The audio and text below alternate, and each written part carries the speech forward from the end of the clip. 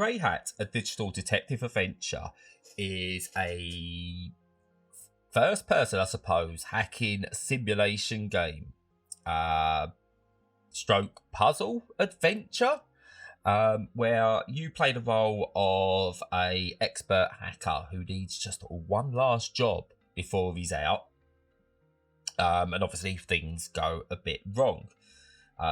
Game mostly played through a computer screen.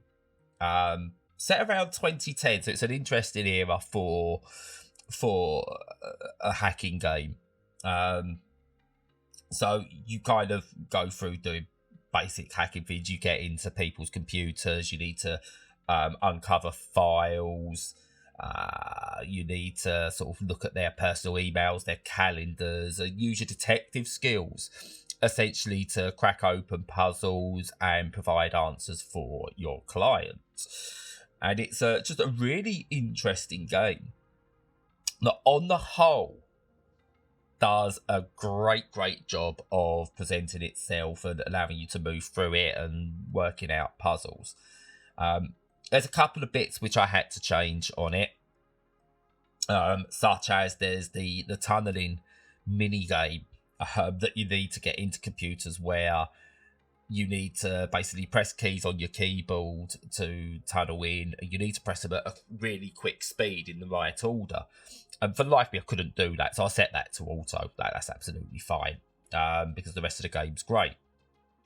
You have conversations via like a chat window with various different people. And the way that's done is really good, actually. Rather than a select list of answers, which doesn't feel natural, or rather than getting you to type stuff manually, which would be pointless in something like this, basically you've got moods.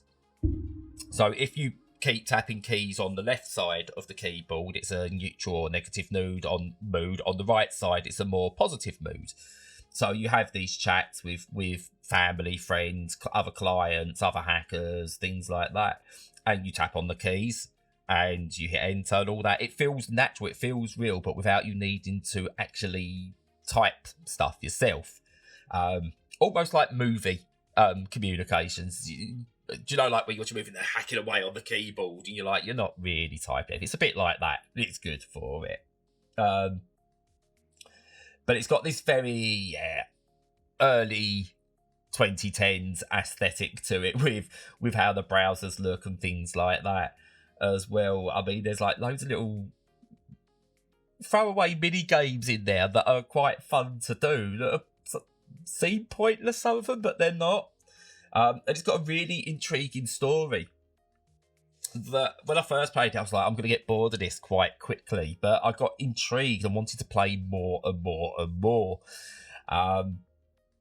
And yeah, the puzzle solving stuff is really good. You make use of notes. There's an early one where you need to find a password, and it's very obvious, it's written down somewhere in a photo. You find it, you get it from the photo, you do it. Another one, there's no actual clues. But I worked out from a birthday card that was being sent that it was bound to be his wife's name and date of birth. But there's no clue as to who his wife actually was. So you had to go through photos and calendars to try and work out who his wife was. It's not clear. So you're making your notes and you're doing it that way, and it's really good. And all the other ways you need to find clues are just so well done. It's not perfect. There are some bits I wasn't too keen on, but they are outweighed by the positive bits.